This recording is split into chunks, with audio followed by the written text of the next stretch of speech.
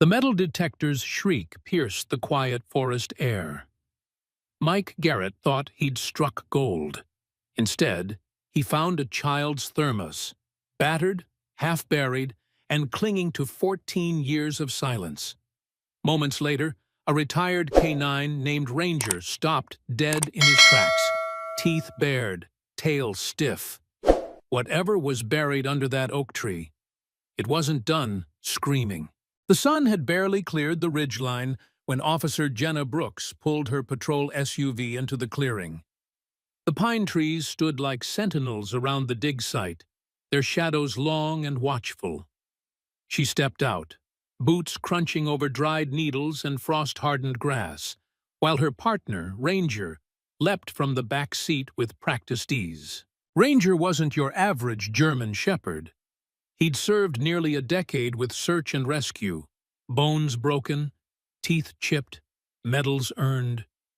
He was supposed to be retired now, chasing tennis balls and snoring through Netflix reruns at Jenna's cabin. But when the call came in about skeletal remains and a child's thermos found in the woods, she'd looked in his eyes and knew. He wasn't done yet. A uniformed deputy approached. "You're with K-9?" he asked, motioning toward the yellow tape stretched between tree trunks.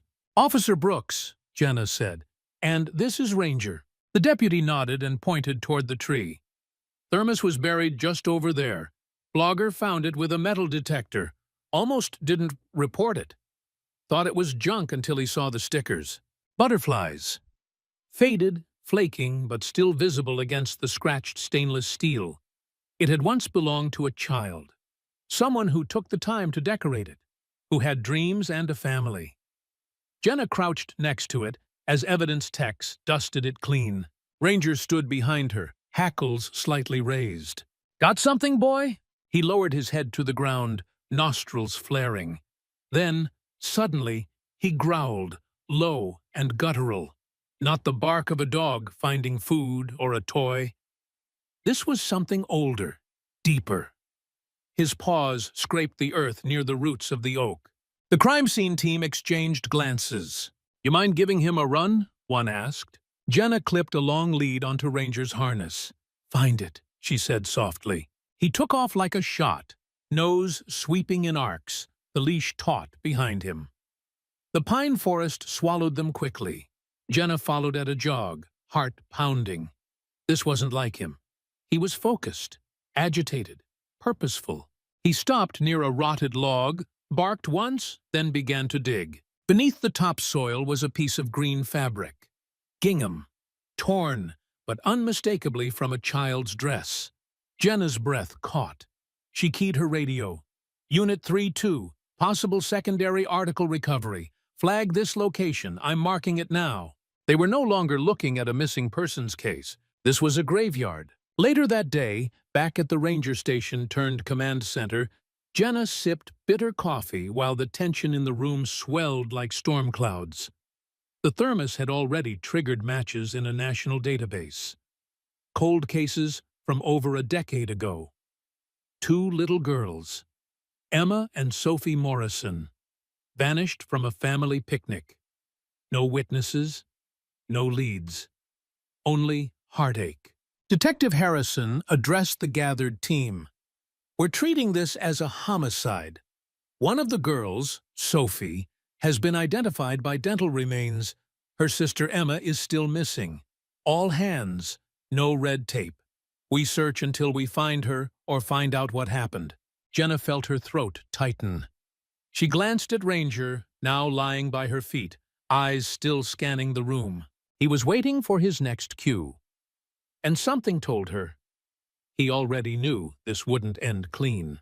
Meanwhile, back at the old holiday home, abandoned for over a decade, June and Marcus Morrison stood in silence. The house hadn't changed. Dust-coated family photos still sat on the mantel, including the last one taken of the girls. Emma sticky with melted popsicle, Sophie missing her front teeth. Their daughters had played here, laughed here, disappeared here. Now one had been found, and the other? God help them. Marcus turned to June. You sure about staying here? We could get a motel in town.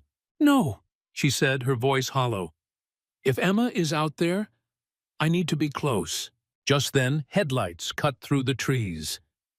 Jenna stepped out of the cruiser, Ranger close beside her. Mr. and Mrs. Morrison, I'm Officer Brooks. I'm heading up the K-9 unit assisting with the investigation. Ranger walked toward the porch. As he crossed the threshold, he stopped cold. Then he whined, a soft, sorrowful sound that made June's chest ache. He knows, June whispered. He knows something happened here. Jenna nodded. He remembers things people don't. Sense shifts, spaces that feel wrong. If it's okay, I'd like to let him sweep the house. Please, Marcus said. Anything that helps?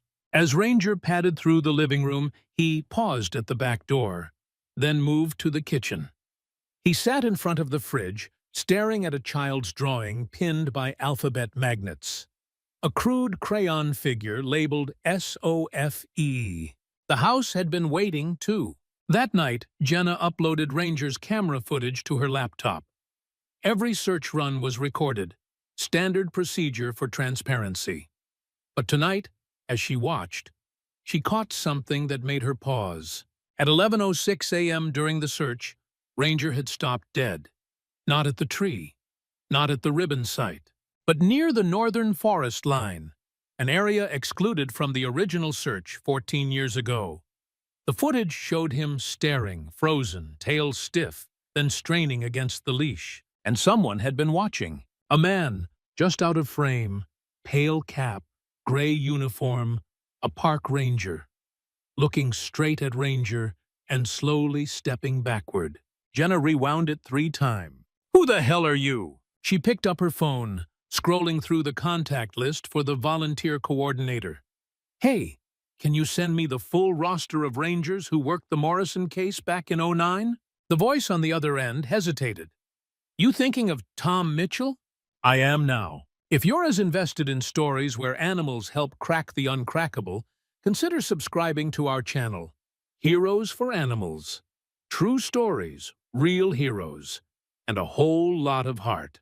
By morning, the search grid had expanded, but Jenna didn't wait for daylight. At 5:12 a.m., she returned to the oak tree with Ranger. Show me, boy, she whispered. He didn't hesitate. He took off into the darkened forest, paws light on the frost-hardened earth, breath steaming in the cold. No hesitation, no doubt. Oh, and then he stopped. At the edge of the so-called unstable terrain Mitchell had insisted was off-limits. Ranger pawed at the dirt, whined, then barked once. It wasn't a call for backup. It was a warning. Something had lived here. Something had died here. And someone had lied. The morning light filtered through the treetops like stained glass. Frost clung to the pine needles as fog coiled low over the ground. The search grid was alive with movement. Volunteers in bright orange vests, deputies marking GPS coordinates, and cadaver dogs working in slow, deliberate zigzags through the underbrush. But Ranger wasn't zigzagging. He was locked onto something. Nose low, tail straight, ears forward. Focused. Officer Jenna Brooks moved behind him, her gloved hand steady on the lead. The ground beneath their boots was part of the northern ridge. Dense, rocky, and supposedly off-limits. Supposedly? Ranger thinks otherwise, Jenna muttered, stepping over a fallen branch. The terrain was rough but walkable. Nothing like the unstable sinkholes and abandoned mine shafts that Park Ranger Mitchell had described to the search teams. As they moved deeper into the forest, Ranger slowed. Then he stopped. A clearing opened before them, silent, untouched. No marker tape, no boot prints, no trampled grass. A circle of ancient trees surrounded it, as if nature itself was protecting whatever secret it held. Ranger whined. Jenna crouched. What you got, buddy? He sniffed the base of a gnarled stump, then pawed at the dirt. She knelt beside him, brushing away leaves. A piece of fabric, pink, frayed, stained. Ranger sat down abruptly, his signal for a scent match. Jenna's heart rate spiked. Unit 3-2 to command. I've got a possible find in Sector N7. Request evidence team and marker flags. Copy 3-2. You're outside the designated grid. That's North Ridge territory. Stand by. I'm not standing by, she said, cutting them off. My K9 has a hit. I'm sending coordinates now. By the time Detective Harrison arrived, Ranger was pacing the perimeter of the clearing like he was guarding something ancient. This area was red-lined on the old search maps, Harrison said, checking his tablet. Mitchell's notes called it structurally compromised. Jenna shook her head. There's nothing compromised about it. No sinkholes, no collapsed shafts. It's solid ground. They both looked toward the tree line where a small group of volunteers, including Mitchell, were coordinating the next sweep. He was showing them paths on a laminated map, gesturing animatedly.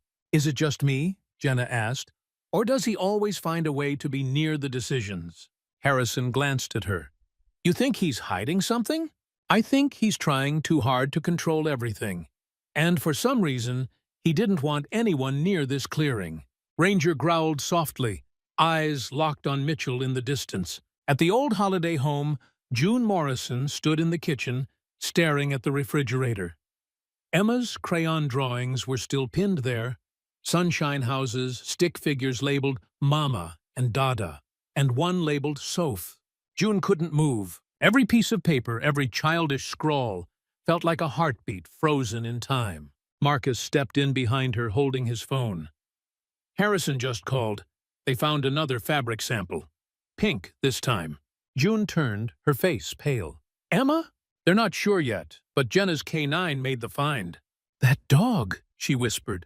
The one who found Sophie's thermos? Same one. She grabbed her coat. I want to see the spot. Jenna met them at the clearing's edge. Ranger sat at attention beside her. He's been on edge all morning, she told June. This area, it's different. He's alert, not afraid, but wary. He knows it matters. June stepped into the clearing and exhaled slowly. We used to bring the girls here. Not often, maybe once or twice. But Emma loved this spot. Said the trees looked like guardians. Jenna's gaze shifted. That's not in your original statement. No, June said softly. No one ever asked about the Northern Trail. Mitchell said it was too dangerous to check. They both turned as Harrison approached, holding a bagged piece of evidence. Pink ribbon. June reached out and touched the plastic. Emma wore those. Every Sunday. Her hair was so fine, I'd have to braid it just to keep it out of her eyes. Do you recognize this specific one? Harrison asked. No, she said, her voice trembling. But it's hers. Or it was. That night, the command center buzzed with tension. Search patterns were redrawn. Ranger had officially blown open the Northern Territory with his discovery. Volunteers questioned why that area had been left untouched. Mitchell deflected. Safety protocols. It's just standard procedure. The soil sample report. No report exists, Jenna interrupted. I checked the archive. No geological scans, just your handwritten notes. Mitchell bristled. I was protecting people from getting hurt. You sure that's all you were protecting? She asked, locking eyes with him. Before he could respond, Harrison stepped in. Enough. Officer Brooks, come with me. They retreated to a corner of the briefing room. Careful, Harrison warned. I'm watching Mitchell too. But unless we get something solid, we don't confront him. Jenna glanced down. Ranger was at her feet, eyes locked on Mitchell across the room. I don't need a warrant, she said, to trust a dog with better instincts than half this department. The next morning, a civilian volunteer named Carol approached Jenna nervously. Can I talk to you in private? Jenna led her outside to the porch. Carol spoke quietly. Mitchell told our team not to waste time in the north. Said it was a distraction. But the thing is, last night I saw him walking toward that sector. Alone, after dark. He had a flashlight and a duffel bag. Why didn't you report it? I didn't want to accuse someone, but it felt off. Now I can't stop thinking about it. Jenna squeezed her shoulder. Thank you. You did the right thing. Back inside, she turned to Harrison. "We need eyes on Mitchell. Now." Later that afternoon, Harrison assigned a drone unit to scan the forest. Within 30 minutes, they picked up something unusual. An entrance partially covered by camo netting, just north of the ridgeline. Not far from where Ranger found the ribbon. "Let's move," Jenna said. They hiked in fast. 4 officers, 2 K9s, weapons holstered. As they neared the site, Ranger surged forward, barking sharply. Jenna froze. Beneath the netting was a concrete storm bunker. Reinforced. Old. The padlock was new. "Command," she radioed. "We've got a sealed structure in the ridge. Unknown contents. Gaining entry now." Harrison pried open the door with bolt cutters. The hinges groaned. A musty, sour air rushed out. Jenna descended first, flashlight slicing through the dark. The narrow steps led into a room that reeked of damp wood and bleach. A mattress. Shelves of food. Rope. Leather restraints. And in the corner, a single pink sneaker. Jenna choked. "Ranger, search!" He moved slowly, nose down, tail low, stepping lightly. Then he sat. In the center of the room, another signal. He'd found where someone had lived, or died. Above ground, June waited near the patrol SUV, clutching a scarf. The pink one Emma used to drag around like a security blanket. She looked up as Harrison returned, face pale. "What did you find?" she asked. He hesitated. "A shelter. Evidence of long-term use, but no person. Not yet." June looked over at Ranger, now standing near the bunker entrance. He was still, not sniffing, not barking, waiting. She walked over and knelt in front of him. "You remember her, don't you?" she whispered. "You're the only one who never forgot."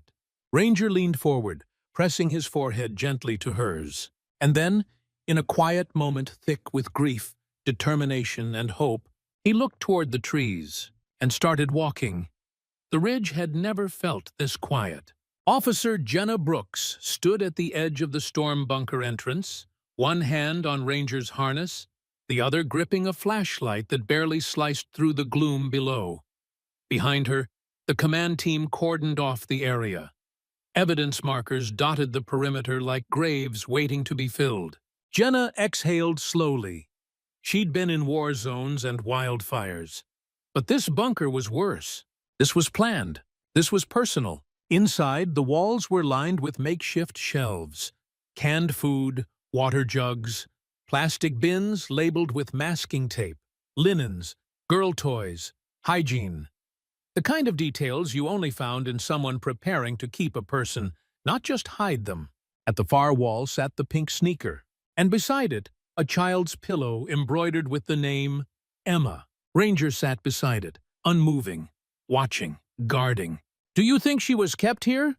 Detective Harrison asked, stepping into the low light beside her. "She wasn't just kept," Jenna said. "She lived here." Harrison nodded grimly. "We've found fingerprints, mostly female, small. One partial adult male. No matches yet, but we're running it." Jenna bent down to touch the pillow. "She might still be alive? And whoever did this," Harrison said, "might be closer than we think."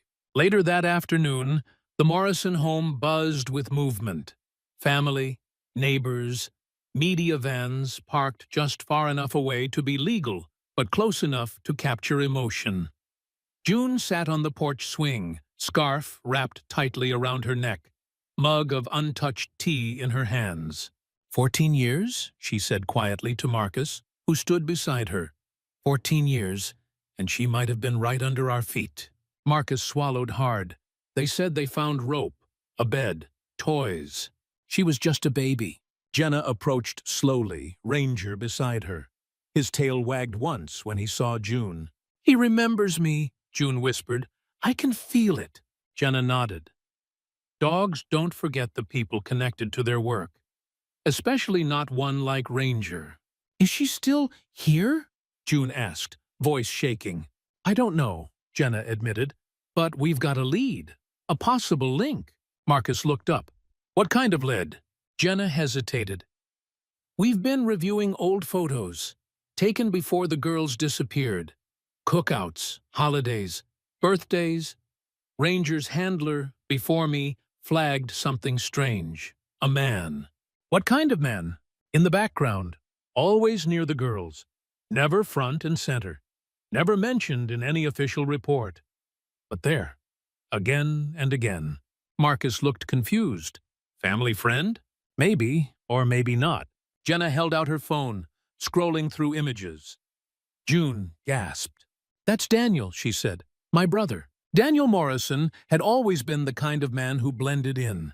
Polite, soft-spoken, helpful at family events. The kind of uncle who brought extra gifts at Christmas and offered to babysit whenever needed. After the girls disappeared, he was there. Supportive, devastated, relentless in his own searches. He also never married again after his divorce. He bought 5 acres of land just outside the county line and built a storm bunker. "Has he been back?" June asked suddenly. "To the house?" Marcus frowned. "I mean, he's here now. He showed up last night, said he wanted to help with the search." Jenna stiffened. "Where is he now?" "Out getting supplies," Marcus replied. "Said he'd be back by dinner." Jenna keyed her radio. "Dispatch, I need a vehicle check on Daniel Morrison. Black Ford Explorer, North Carolina plates. Last seen heading eastbound from Forest County." "Copy, Officer Brooks." Jenna turned to June. "Has he been acting strange?" June looked uncomfortable. "He was always quiet, thoughtful. But yesterday I saw something in his trunk. Rope, tarps, feminine hygiene products. He said he was donating them to a shelter." "Has he ever owned a dog?" Jenna asked suddenly. "Yes, German Shepherd named Scout. He had him for years." "Did he ever mention being allergic to dogs?" June frowned. "No, why?" Jenna stood. "Because yesterday Daniel told one of our handlers not to bring a canine near him. Said he was severely allergic." Ranger let out a sharp bark. That evening, as shadows lengthened and search teams returned to base, Daniel's Explorer rolled back into the driveway. Ranger lifted his head before the tires even crunched gravel. Jenna stepped out from the side of the house, arms crossed. Daniel paused, holding a shopping bag of bottled water and protein bars. "Officer Brooks," he said pleasantly. "Back again?" "Big day," she said smoothly. "We expanded the grid." "Good," Daniel replied. "Anything promising?" Jenna stepped closer. "Mind if I ask what you were doing yesterday around 10 p.m.? Daniel raised a brow. "Getting gas. Why?" "Because a volunteer spotted someone matching your description headed toward the northern ridge, with a flashlight and duffel bag." Daniel's grip on the bag tightened. "I was at a gas station." "We're pulling footage now," Jenna said evenly. Daniel's eyes flicked to Ranger, who was staring up at him, tail stiff, nose twitching. Jenna caught it. The dog's body language shifted. He was no longer curious. He was on alert. "I should get these inside," Daniel said, turning. "Of course," Jenna said. "Just one more thing." He stopped. "You ever spend time at the bunker?" Daniel blinked. "What bunker?" "The one buried on your property." His smile didn't falter. "That old thing? Haven't used it in years. Full of mold. Probably dangerous by now." "We checked," Jenna said. "Looked brand new. Stocked, actually." A muscle jumped in Daniel's jaw. Jenna stepped forward. "She was there, Daniel. We know." His hand twitched, and Ranger growled. Within minutes, Daniel was in a patrol car. He hadn't confessed yet, but his behavior, the supplies, and a match to his fingerprints found in the bunker were enough to hold him. Jenna rode back with Harrison, her mind spinning. "Do you think he moved her?" she asked. Harrison nodded slowly. "It's possible. We checked the utility bills for Daniel's house. Spikes every month in electricity. Enough to power a small residence. But the bunker had no power." "Exactly," Harrison said. "So where was the power going?" That night, Jenna returned to the clearing with Ranger. He was restless, pacing the edges of the bunker as if something still called from beneath. "You think she's out there?" she asked quietly. "Still alive?" He turned and looked at her, not with doubt, but purpose. Jenna crouched beside him. "Let's find her, boy." Ranger barked once and sprinted into the trees. The rain had stopped, but the air still smelled like wet bark and tension. Ranger darted through the pine trees like a ghost. His breath puffed in rhythmic bursts, his paws silent over damp forest floor. Officer Jenna Brooks followed, heart hammering, flashlight beam bouncing in front of her. Behind them, 2 deputies hustled to keep up, their radios crackling with static and urgency. They weren't running toward danger. They were running toward hope, because Ranger had caught the scent. Again, after 14 years of silence, someone was finally listening. Less than 24 hours earlier, Daniel Morrison had cracked. Not completely, but enough. The initial interrogation hadn't yielded a confession, just calculated calm, a few shrugs, and vague answers. But his body language betrayed him. Every time Harrison mentioned the bunker or the pink sneaker, Daniel flinched. When Jenna brought up the fingerprints inside the food bins, he went pale. But it wasn't until they played the drone footage, Rangers zeroing in on the northern clearing, that something changed. Daniel's jaw clenched. He stared at the screen longer than necessary, then asked for a lawyer. That was the moment Jenna knew. He hadn't acted alone. And the girl, Emma, might still be alive. Ranger had led them in a wide loop through the northern edge of the forest, his nose to the ground, weaving between trees like he was reading a story written in scent. Then, just before sundown, he stopped. Not like before. Not the sit and wait of a detection hit. This was different. He stood stock still, body angled toward a line of brush that led up to the base of a shallow hill. A hill that didn't appear on the topographical map. A hill that, to any other eye, just looked like nature. Jenna stepped beside him. The hair on the back of her neck rose. The terrain was too even, too symmetrical, like something had been buried. "Command, this is Unit 3-2, she said into her radio. "I've got a K-9 fix on a covered structure, roughly 200 yards north-northwest of the known bunker. Request immediate forensic and structural team. Possible secondary holding location." "Copy that, 3-2. Team en route." She turned to Ranger. "You sure about this, buddy?" He didn't move, not even a blink. Within the hour, floodlights illuminated the site.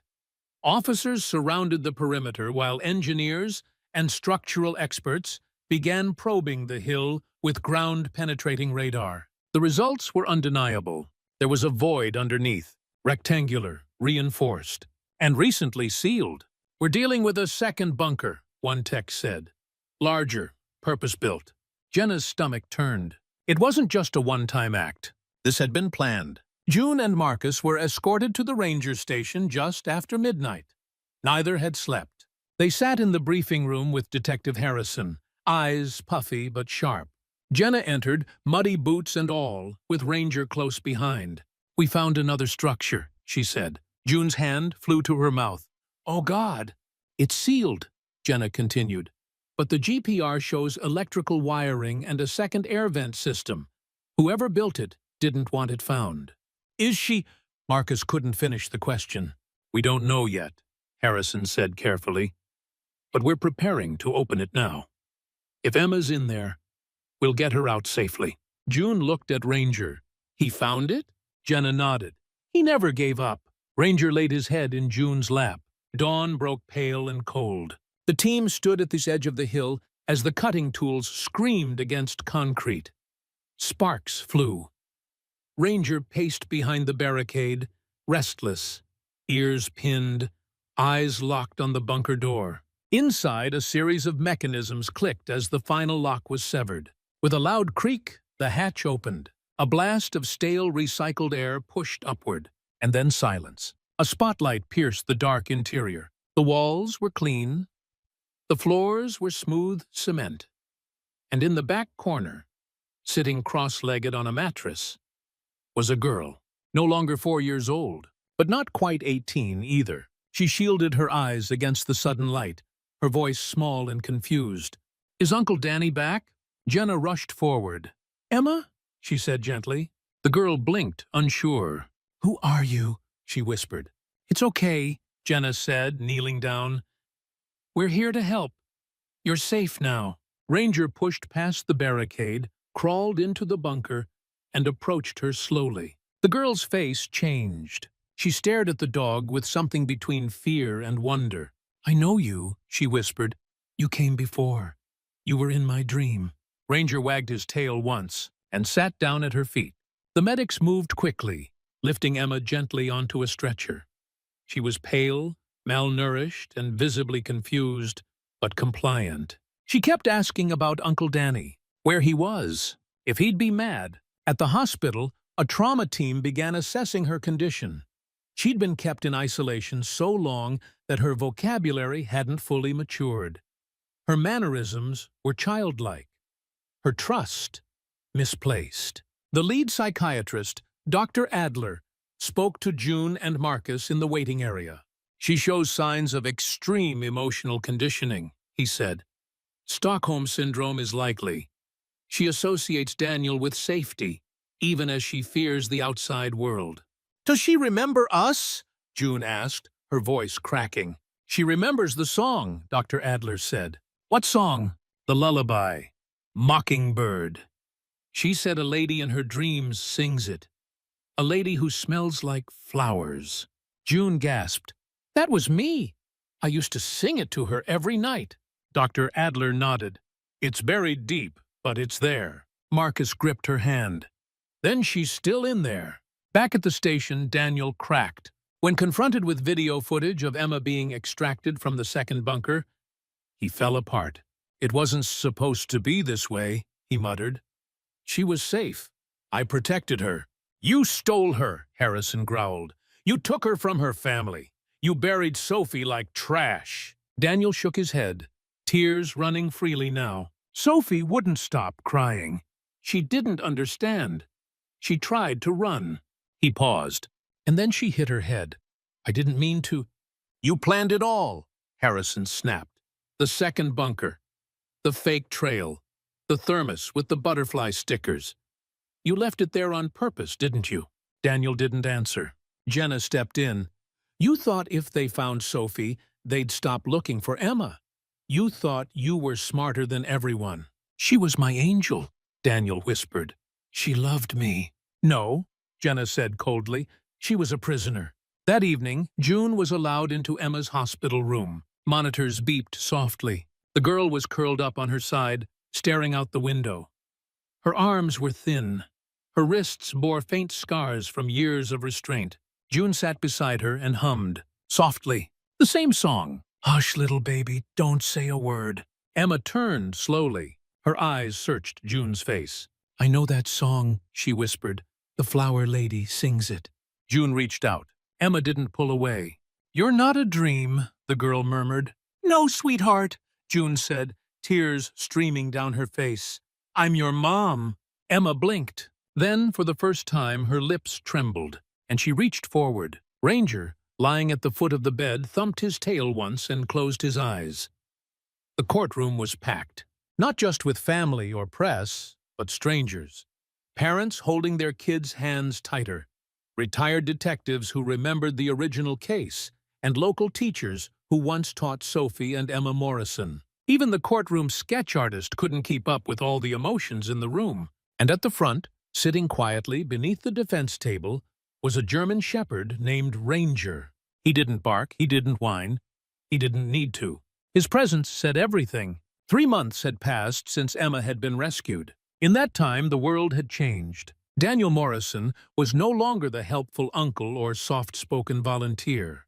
He was now the monster beneath the floorboards, a headline, a cautionary tale, and a symbol of how the most dangerous predators often wear familiar faces. The media called it the Shadow Bunker Case. But for June and Marcus Morrison, it wasn't about headlines. It was about the quiet daily fight to help their daughter feel real again. Emma's recovery was slow. Her body was healing, nutrients, rest, physical therapy. But her mind was a different story. Some days she was talkative, even playful, watching old cartoons and humming to herself. Other days she refused to speak, rocking gently in the corner of her room, asking when Uncle Danny was coming back. She couldn't yet call June Mom, not without flinching, and when Marcus tried to hug her, she stiffened like a soldier under threat. But she always welcomed one thing: Ranger. Every Thursday, Jenna brought Ranger to the hospital for supervised visits. At first, Emma just watched from across the room, her eyes darting every time he moved. But within weeks, she was feeding him treats, brushing his coat, whispering things in his ear that she wouldn't say to anyone else. "He's not like the other dogs," she told Dr. Adler once. "He remembers." "Remembers what, sweetheart?" the psychologist asked gently. "He remembers the dark." In court, Daniel sat like a ghost of himself, gaunt, pale, wrists cuffed. The once clever eyes that danced with manipulation now avoided every gaze. The prosecution didn't have to dramatize. The evidence spoke for itself. The 2 bunkers, the medical records, the supplies, the forged documents, the fingerprints, the blood trace from Sophie found beneath the first bunker's soil, and the video footage, Ranger's camera, showing his discovery in real time, his alerts, his hits, his unwavering instinct. A retired FBI profiler took the stand to explain how rare it was for a predator to keep a victim that long without being caught. "This wasn't improvisation," the agent said. "It was architecture. Psychological, emotional, and physical." Jenna sat behind June and Marcus, Ranger curled at her feet. "You doing okay?" she asked quietly. June nodded, eyes never leaving Daniel. "I need to hear it. From him." On the 3rd day of testimony, Daniel took the stand in his own defense. The room went still. He tried to sound rational, his voice soft, filled with twisted logic. "I didn't hurt her," he insisted. "I gave her structure, a safe place. She smiled for me. She sang.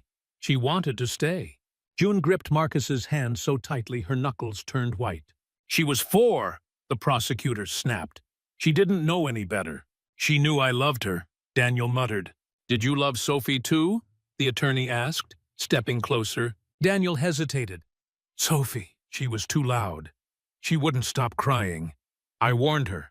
I told her to calm down. She ran. She forced my hand." Gasps filled the room, and in the 2nd row, Ranger stood. Not barking, not growling, just watching, like he understood every word. After court adjourned, the judge allowed a brief moment for victim impact statements. June stood slowly, her voice shaking at first, then strengthening with every sentence. "For 14 years, we woke up every day not knowing. Did she eat? Was she warm? Was she alive? And now we know. We know what you did. We know how you fooled us all. But here's what you didn't take from us: hope. We found our daughter, and she will heal." She looked at Ranger, and we found him, the one who never gave up, who knew what our hearts were too afraid to say out loud, that she was still out there. The courtroom stood as she walked back to her seat, not in protest, but in silent respect. That night, back at home, Emma sat on the floor of her old bedroom, now updated, repainted, softer. The walls were pale yellow, the window curtains patterned with tiny sunflowers. A gentle diffuser hummed on the nightstand, releasing the scent of lavender. In her lap, Ranger rested his head. She ran her fingers over his ears. "Do you remember the birds?" she asked quietly. "Uncle Danny said we'd go see them. We never did." Ranger blinked slowly. "I think he lied about the birds," Emma added. June watched from the hallway, heart aching. But Emma wasn't crying. That was something. The following week, the Forest County Police Department held a small ceremony. A plaque was unveiled, honoring Ranger's years of service, particularly his role in solving the Morrison case. "Some officers wear boots," the chief said. "Others wear badges. But this one, he wears fur and heart." Ranger, wearing his black K9 vest and shiny service medal, sat beside Jenna, tongue lolling, tail wagging with quiet pride. After the ceremony, a local reporter approached Jenna. "What's next for Ranger?" She smiled. "Retirement, for real this time." But Ranger wasn't done just yet. A month later, he received a special invitation, one that wasn't part of police protocol. Emma's birthday. Her first one celebrated outside the bunker. The house was quiet, intimate. No candles, no big crowds. Just family, cupcakes, and quiet tears that no one apologized for. Emma unwrapped a soft stuffed animal, another German shepherd, and held it in her arms. Ranger walked over, sniffed it, then licked her cheek. She giggled. And then, for the first time, she looked at June and whispered, "Mom!" June froze, then broke into tears. Emma didn't shrink away this time. She leaned in. Jenna stood outside with Ranger that night, the porch light casting a warm glow on the lawn. Crickets chirped. A light breeze stirred the trees. "You did it," she whispered, scratching behind his ears. He leaned into her hand. For a moment, they stood there, partners, survivors, witnesses to a truth that had nearly been lost forever. And when she opened the car door, he didn't rush in. He turned back one last time, looked at the house, and let out a low, satisfied sigh, as if to say, "It's done. They're safe. Let's go home." It took 4 months before Emma Morrison asked to go outside. Not to the park, not to the store, just outside, to sit in the sun. June didn't cry, not in front of her. But when Emma settled into the porch swing with a blanket around her shoulders and Ranger's head in her lap, June excused herself and wept quietly in the kitchen. Progress wasn't a straight line. It was slow, uneven, and full of echoes. But that swing, that sunshine, that moment, that was everything. The trial had ended with a life sentence. No parole, no appeals. Daniel Morrison would spend the rest of his days behind steel bars, his name etched into every nightmare Emma would carry and every news article that reminded the world how close evil can hide. But it wasn't about him anymore. He had stolen enough. Now it was about rebuilding, brick by brick, breath by breath. Emma started therapy twice a week, sometimes with Dr. Adler, sometimes with animals. Ranger was the only constant. He came to every session, every appointment, every hard day. He became more than a canine. He was her tether to the real world. Jenna officially retired Ranger 6 weeks after the final court date.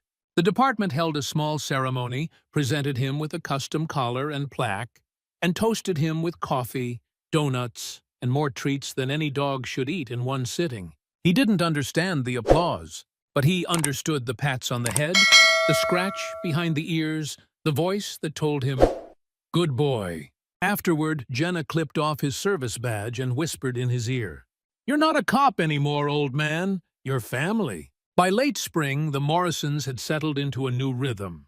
Emma had begun attending a private school part-time, accompanied by a trauma specialist. She worked on art therapy, painting soft, dreamlike landscapes, and music. She liked to play the xylophone, tiny notes that seemed to light something inside her when words wouldn't come. One afternoon, while working in the garden, June heard the notes to "Hush, Little Baby" being played on a loop. She walked to the porch, tears already welling. Emma didn't speak. She just played the song again, over and over, while Ranger lay beside her with one paw draped across her foot. Jenna stayed close. She visited once a week, sometimes just to bring supplies or share updates on other cold cases Ranger had helped solve over the years. But more often, it was to check on him. He'd started slowing down, his gait a little stiffer, his eyes cloudy around the edges. He wasn't sick, just tired, worn from a life of service. One afternoon, Jenna brought him to the river near the edge of town. The same river he'd swam in as a rookie pup, chasing sticks and biting at the current. He walked in slowly now, letting the cool water rise to his shoulders.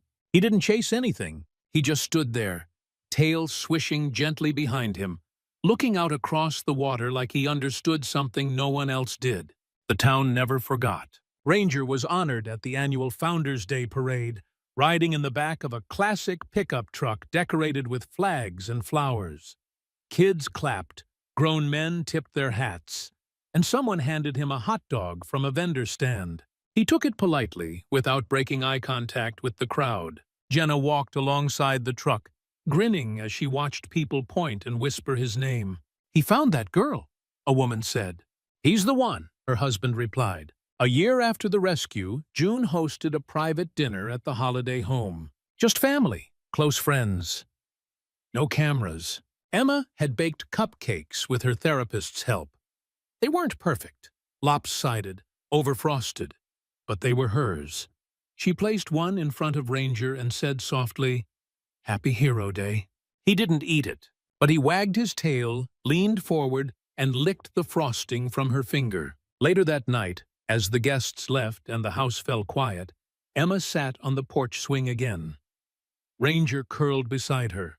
June brought out a photo album, old pictures of family cookouts, the girls on beach trips, Daniel smiling in the background before anyone knew. Emma didn't flinch when she saw his face. She didn't speak.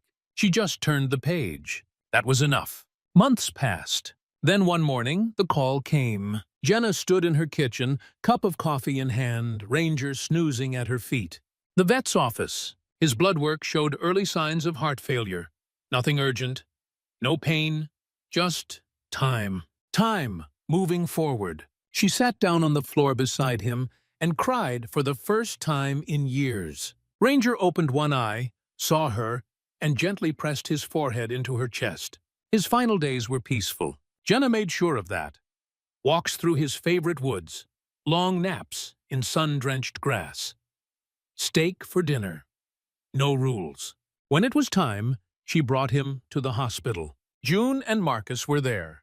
So was Emma. The room was quiet. Gentle music played in the background. A blanket lay across the floor. Ranger was calm, at peace. As the sedative began to take hold, Emma knelt beside him. "Thank you," she whispered, "for finding me." Jenna placed her hand on his chest. "I love you, partner." And just like that, he was gone. They buried Ranger at the northern edge of the forest, near the oak tree, where it all began. No fanfare, just family. They placed his plaque beside a stone carved with his name, and Emma tied a pink ribbon around a small wooden cross. "Hero," it read. Beneath it, in her handwriting, he never stopped searching. 6 months later, Jenna received a package in the mail. No return address. Inside was a photo, a framed still from Ranger's vest cam, the moment he sat in the clearing with the pink ribbon at his paws. A note was attached. "Some dogs find bodies. Some dogs find bones. But he found the truth. Thank you for sharing him with the world." Jenna cried for the third time in her adult life, and she smiled, because Ranger's story wasn't over. It was just beginning, etched into hearts, stitched into healing, and forever remembered by those who needed hope the most. Thank you for staying with us through this incredible journey. What would you have done in June's shoes? Do you think dogs like Ranger deserve official medals, just like human officers?